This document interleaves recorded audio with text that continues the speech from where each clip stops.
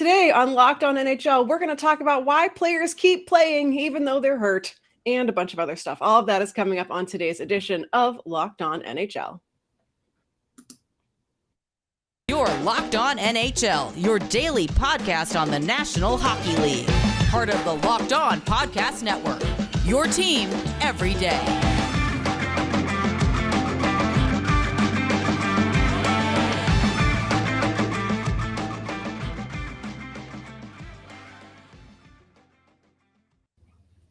All right. Good morning, afternoon, evening, whatever to all of you out there. You're listening to Locked On NHL, part of the Locked On Podcast Network on today's edition of Western Conference Wednesday.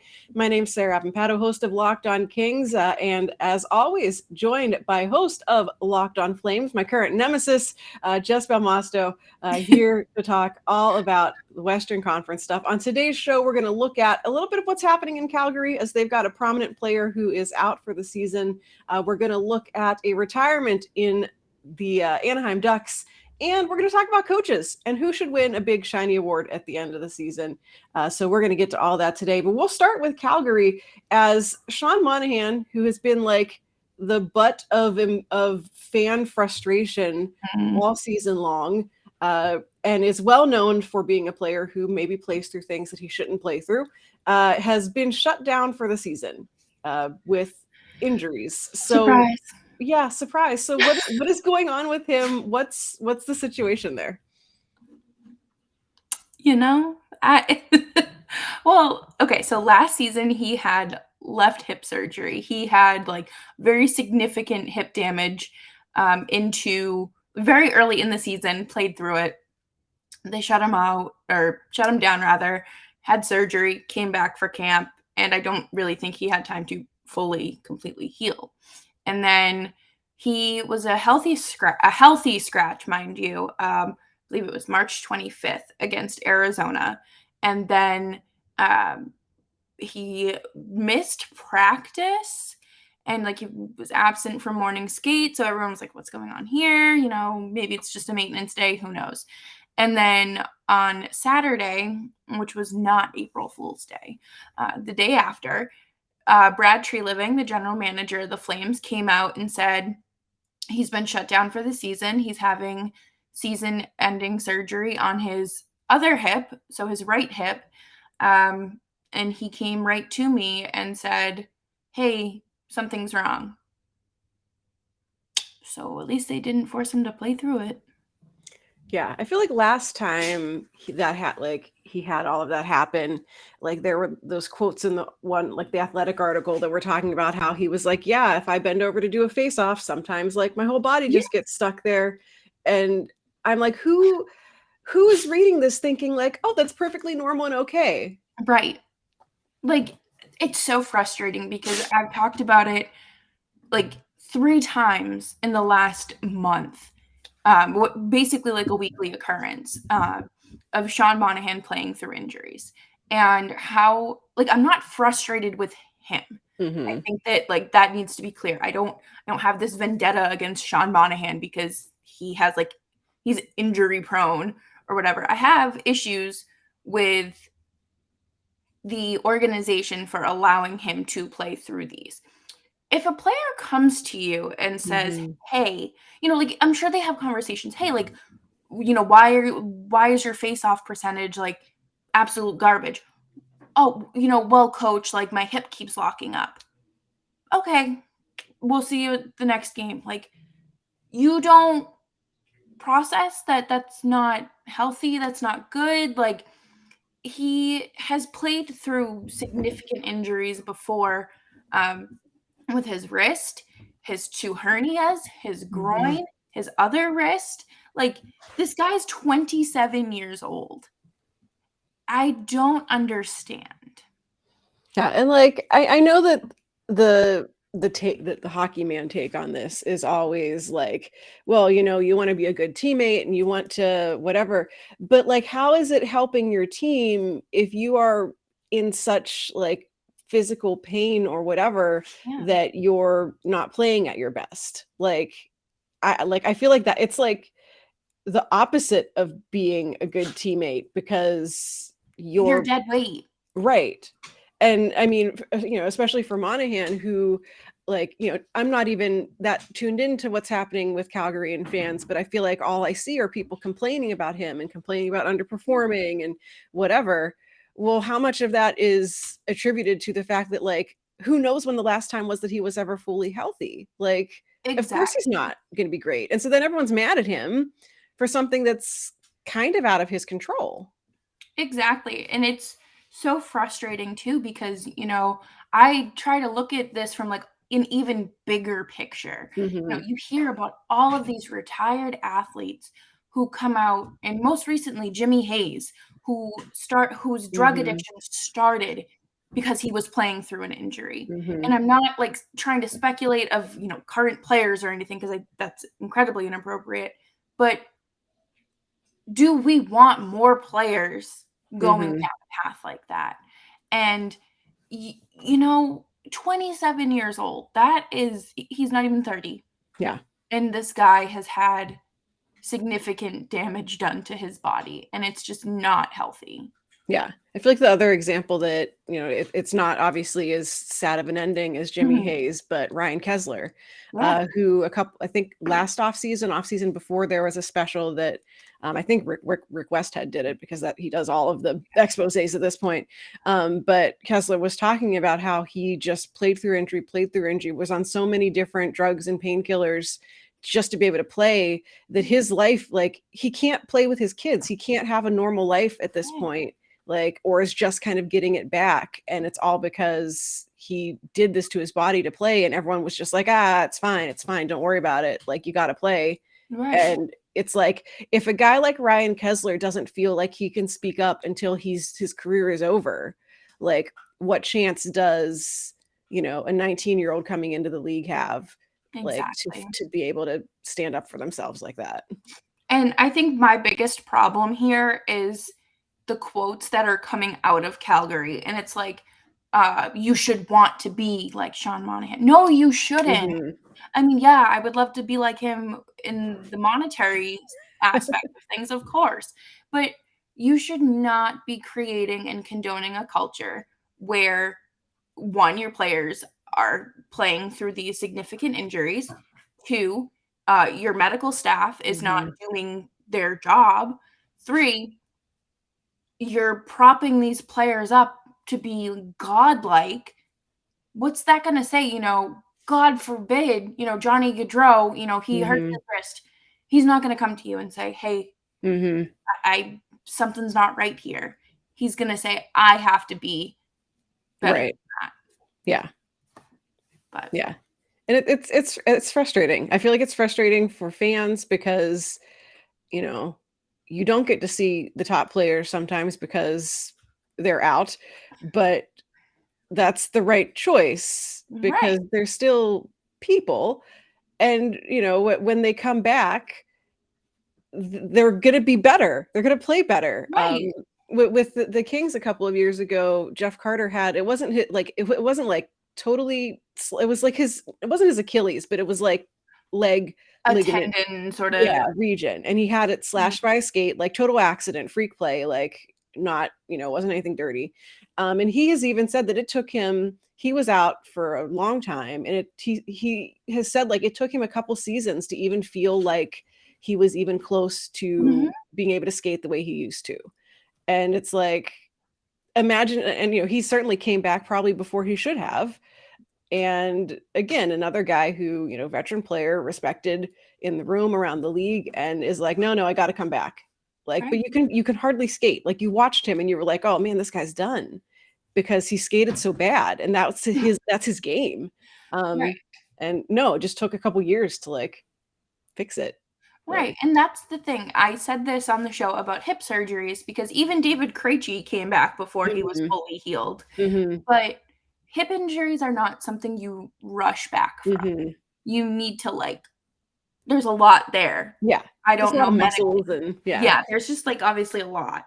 And those just don't magically heal faster because you are a star athlete. Like you're not a superhero. You're not superhuman.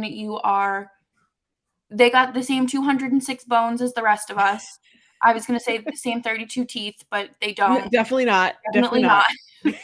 But like at the end of the day, like they pump their gas just like we do. They eat Chipotle. Tyler Sagan said that his butt's getting fatter because he eats Chipotle. So that I eat Chipotle too. Right. So we are one and the same. But they are not any different. Yeah. Just because they're in much better shape. Yeah. That does not mean that their body's going to like heal just Right. in time for training camp. Yeah. Surprise. Magic. Yeah. Yeah. It's frustrating. Well, I wish him the best. I wish that like it wasn't like this. Yeah. That, you know, things were different and it wouldn't be like, oh, so now everyone suddenly hates you. P.S. You have to have your hip replaced. Like, Right. cool. So we will, coming up next, look at another player who has announced his retirement, who, you know, probably has been a guy who has played through a lot of injuries and probably shouldn't have. We'll talk about that next on the show. But first, let's talk about HelloFresh, because if you are someone who doesn't have time to like figure out what you want to cook, if you are someone who looks in the kitchen and just gets like super overwhelmed because you're like, I have 14 different ingredients and I don't know how to make them a meal. Well, HelloFresh can solve those problems for you, because with HelloFresh, you get farm fresh, pre-portioned ingredients and seasonal recipes delivered right to your doorstep. You can skip trips to the grocery store and count on HelloFresh to make home cooking easy, fun, and affordable. And that is why it is America's #1 meal kit. I actually got my HelloFresh kits the other day and I'm super excited about them. Ooh. They come with like fancy little cards to tell you how to make the things. And if you are someone like me who is maybe not so great in the kitchen, it also comes, the cards come with like pictures to show you like what all the steps look like. So even if you are like not confident in the kitchen, or you're like, this isn't my favorite thing to do, they make it super easy for you. They give you all the ingredients that you need. You can go online and even pick, you can tell them like, I'm allergic to fish, or I'm really looking for things that are like heart healthy. You can pick your meals to fit your own dietary needs and preferences and whatever. There's over 50 different weekly options. You can skip weeks when you need to, change your delivery date, and tell them all about your favorite preferences for foods. So you should go to HelloFresh.com/LockedOn16. Use code LockedOn16 for up to 16 free meals and 3 free gifts. That is HelloFresh.com/LockedOn16 and use code LockedOn16 for up to 16 free meals and 3 free gifts. Make your kitchen life so much easier with HelloFresh. It's America's #1 meal kit. So along the lines of players playing through things, playing longer than they should, battling, Ryan Getzlaf with the Anaheim Ducks, who was kind of the target of some trade speculation at the deadline. There were some teams rumored to be interested in adding him as a veteran, hoping to get him a cup sort of as his career winds down. He had been kind of signing like 1-year deals with the Ducks to just take it year by year, which I think is a smart approach for an older player. He has announced that he is retiring at the end of this season. So 36 years old, has played 17 years, his entire career with the Ducks. He's been the captain for 11 years. He's been in and out of the lineup this season with injuries. So, you know, I think kudos to him, kind of, that he is getting to go out on his own terms. And he even kind of said that in the like press conference that he did, that he said, you know, I was going to stop when my body tells me it's time to stop. And he has listened to that and is stepping away on his own terms. You know, I'm sure that he, like everyone who has to retire, probably would have preferred to win one more cup. But, you know, I feel like looking at what's going on with the Ducks and the rebuild that they're in, if he wants to stay there, which, you know, he was pretty committed to being a one-team guy, there's no cup on the horizon for the next couple of years. So he is hanging up the skates at the end of the season. And that is a legendary rivalry that you just I mean, you do have I feel like these classic player rivalries like 100% are just, there's nothing that like makes up for them. Right. And like you were saying, him being able to go out on his own terms is like respectable. I'm sorry, but there is nothing like, I don't know. I don't want to see players out there until their bodies give up on them. Yeah. Like, you should not have to, skate off and call it a career because of a concussion or something. Like, you should be able to do it on your own terms. But, I feel like we are seeing players who play until they're older. 36 is not old in human years. In hockey years, it's pushing. But, I think it's respectable. I think, if he didn't re-sign with Anaheim at the end of this season, he probably would have ended up a Bruin, because Don Sweeney loves nothing more than his Anaheim Ducks. True. So, they do keep Ducks East. Getzlaf was part of that 2003 draft class, which was just like the frosted tips. Yeah, the frosted tips. If no one's seen it, you absolutely should go Google pictures of the 2003 draft. There's a picture of all of the top guys sitting on a staircase or something, and it is so 2003. Also, Getzlaf has hair in it, which is great. But that draft class was just stacked. So many of those guys are going to go on to be future Hall of Famers. And for him this season, he finally passed 1,000 career points. He right now has 1,013, and he is now Anaheim's all-time leading scorer. So he passed Teemu Selanne for that earlier this season. So he's kind of accomplished everything he could accomplish. He's got gold medals with Canada. He's got a Stanley Cup. He's got over 1,000 hockey games to his name. And what more could you want? Right.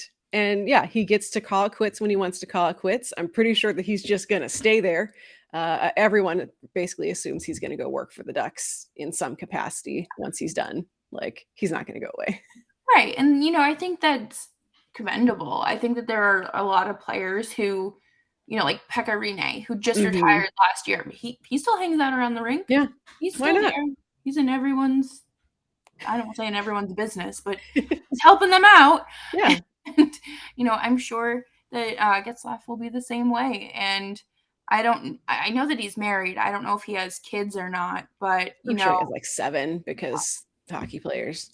Honestly, it's like a little village. But I hope that he's able to enjoy, being home in one place and not have to live in hotel rooms or have to worry about, being traded, or there's a sense of stability there that I'm sure will be odd. Right. Good. I couldn't imagine. Yeah. So you can definitely go. I know Locked on Ducks will be talking about him and doing some retrospectives. The big hot question is always, is Ryan Getzlaf a Hall of Famer? And there's just to close out, there are some statistics that indicate the answer is probably yes. There's only 11 other players. This comes from an ESPN article. There's only 11 other players in NHL history who have captained the same team for 10 years and scored 1,000 points. Of those 11, 9 are retired and have been eligible for the Hall of Fame, with 8 inducted. 2 more of them are not currently eligible because they are still in the league, which is Sidney Crosby and Alex Ovechkin. So if you're on a list with them, you're going to the Hall of Fame. I'm sorry. Yeah, there are some hot takes in Ducks community of he shouldn't be, maybe he shouldn't, but no, that he, as a Kings person who has detested this guy for years, seeing him on the other side of the ice, that he's a Hall of Famer, no question about it. Right. And I don't know, it feels weird to say that about your own player, right?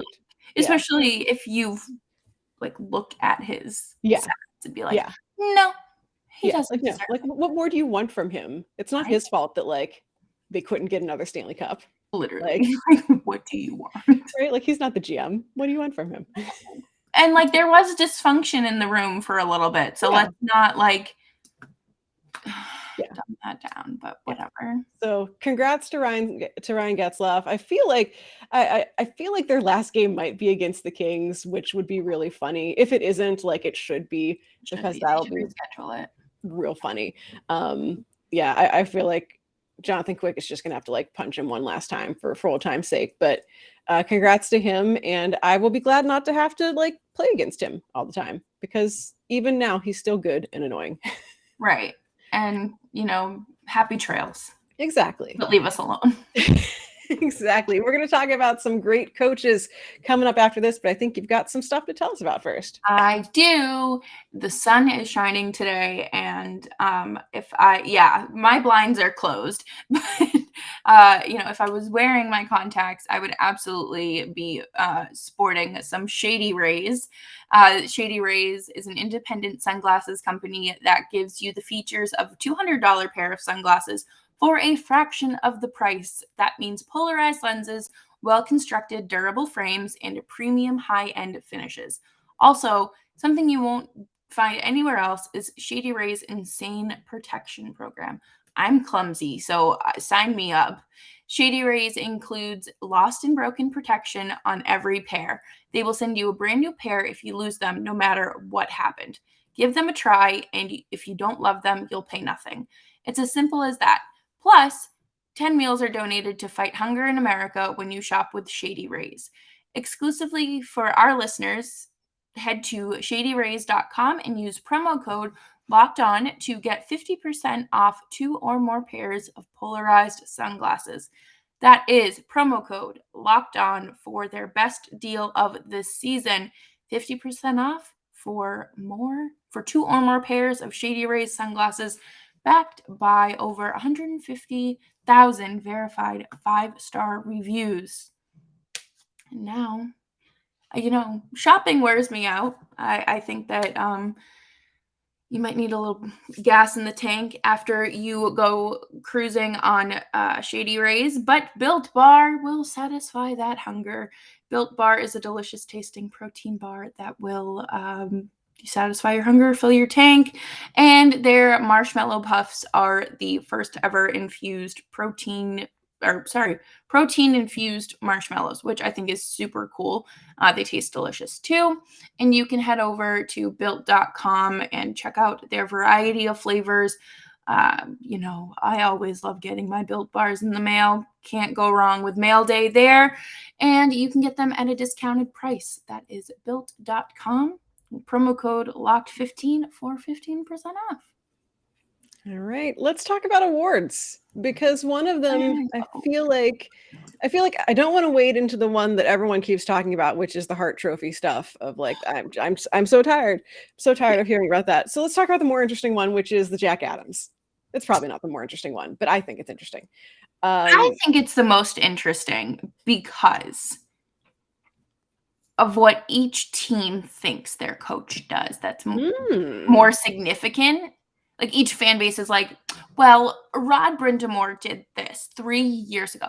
That's great, but this is this year. That's this year. So let's talk about it. Yeah, that is interesting. I feel like, each team, I mean, obviously everyone wants their team to win all the things, but of course. Yeah, there's a lot of, I feel like this award has to be really hard to figure out, because it all depends on how you define it. The last 4 winners, let's do last 5 because the 5th one is funny, of the Jack Adams, which is the award for best coach. Rod Brind'Amour won last year, Bruce Cassidy with the Boston Bruins the year before, Barry Trotz with the Islanders, Gerard Gallant with the Vegas Golden Knights. Well, how'd that work out for him? And then the 5th one was John Tortorella with the Columbus Blue Jackets. So it's weird. I feel like my take on this has always kind of been, and I feel like last year with the Hurricanes was kind of the one that like blew that take a little bit out of the water, sort of. But the take is always like, show me a good goaltender and I'll show you your Jack Adams winner, because most of these teams have gotten spectacular goaltending, and how much of it is, if you're looking at the team's success, how much of it is coaching, how much of it is, last year with Hurricanes, Alex Nedeljkovic got hot at the right time, and then, surprise. But there are some front runners for the award in our half of the map here in the Western Conference, including your own Daryl Sutter. A lot of people think that he is kind of the favorite. So what's your case for Daryl Sutter winning the Jack Adams? You know, Daryl Sutter is a guy. He is a guy. And I think he had a quote when, the award season, like, really, like, the discussion kicked off, and he was asked about, him being the favorite for the Jack Adams, and he was like, "That's a regular season award. Talk to me at the end of the season." And I was like, "That's fair. That's fair." But I think that he has taken this team to a level that I don't think was meant to happen this year. Mm-hmm. And he has done that with good goaltending, obviously, and Jacob Markstrom. But I think that him reassembling the lines and, really pushing this team to get their butts in gear and in shape has really turned it around. And the biggest concern was, is Johnny Gaudreau going to fit under in Sutter's system? And he's on pace for like 110 points this season. He's playing the best hockey of his career. So I will let everyone else decide that. But even Matthew Tkachuk, not taking I shouldn't say not taking as many penalties, but he is not as out of control as he used to be. He's finally in a position where, like, hockey is like, winning is important, and it's not about just being a pest. And even, being able to bring in guys like Blake Coleman and really elevate the younger guys and push them to this next level is quite commendable. But I'm also sitting here thinking, who would have thought this success for the Flames would happen after last year and the year before so quickly? So I think it's a testament to his ability to coach, his ability to lead, and it works. Yeah. I feel like for me, like, whenever I'm thinking about, like, the Jack Adams, I'm always like, yes, like, Jared Bednar is one of the favorites for it. Andrew Brunette with the Panthers. So I think actually, like, you could make a case for him, given that, like, he wasn't supposed to be the coach. And that team is just juggernauting their way along anyway. But I'm like, John Cooper, Jared Bednar, no, you don't get to win Coach of the Year awards. Like, for me, I'm like, is your team, like, overperforming? Have you made your team, like, greater than the sum of its parts or whatever? Right. And I feel like, like, we're seeing that with Calgary, of no one really thought that they would be where they are this year. And here they are. Everyone is doing the right thing. Daryl Sutter has, done the Daryl Sutter thing and, like, energized them all. I don't know how. But magic. I mean, well, they're afraid of him. No. I mean, I would be. Yeah.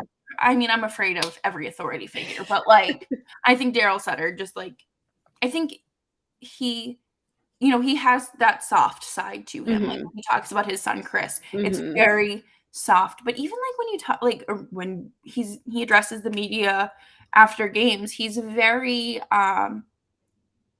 straight, very blunt, and he even sent out the assistant coach a game last month because he was like, "I'm not doing this. This is if I go out there, I'm probably gonna lose my job." Yeah. So, I think that he is a good coach, but then you also have to look at what's going on in LA because I did not expect them to be a playoff team this year, let alone second in the Pacific. Yeah. And I think that, this is where, like, everyone on the West Coast is like East Coast bias, because, like, no one, I think people are paying attention to the Flames because they are, like, leading, they are whatever, and because they're the Flames, whatever. But no, like, anytime I talk to anyone, they're like, wait, the Kings are doing what? Like, no one has noticed, which is fine with me. Like, please do not perceive my team. But I will gatekeep. Right. Like, but like, Todd McClellan, no, like, the analytics didn't expect this. Most, like, media analysts, fans didn't expect this. I think that, the team's inability to have any special teams that work at all should knock several points off of, his candidacy. But I think that he should be at least in the conversation. I think he should be considered as a nominee. because this team is absolutely overperforming. He is getting them to do things that, no one thought they were going to do. The guys look like they're having fun again, which, past like 3 seasons, no one's been having fun there. And they're winning games, which like is important. But I'm like, if they do this award and like Jared Bednar walks away with it, I'm like, Calgary is like, or not Calgary, Colorado is just like stacked. Like, like that's not fair. Right. I just maybe like, I could see the case for like last year, like whenever like literally everyone was hurt and they still were winning games with basically an AHL team like that. Yes. Like you have done things with a team that you've got like one player on. But I'm like, if your team is regularly like thought of as a cup favorite and your season is good, that doesn't count. Like I truly think it has to be like a bad news bear situation. Yes. You build a team from a bunch of just like the last kids picked in dodgeball or the gym favorite game, and you turn them into it doesn't even have to be a cup favorite or a contender, like just a successful regular season team. Yeah, I mean, that's why, like, when Gerard Gallant won for Vegas, it was Vegas's first season. Like, that was absolutely deserved because everyone looked at that team and was like, this team's going to be hot garbage. And then they did what they did. Yeah. And I think, I don't want to call them hot garbage now, but like, it eventually fell apart. Right. They're not as dominant as they have been. But yeah, I just... if you're listening to this and you get to vote on this, like, please leave it down in the comments in the YouTube section. First of all, be nice, because I'm so tired of you people, not you people, but I'm so tired of commenters being like, well, they don't know anything. Shut up. Just tell us who you'd vote for. I don't need an essay. Right? Like, just, who would you vote for? If you think that there is a case for voting for a Jared Bednar, a John Cooper, I coach one of the top teams in the league that everyone knew was going to be a top team in the league, like, please justify that, because I don't know how you would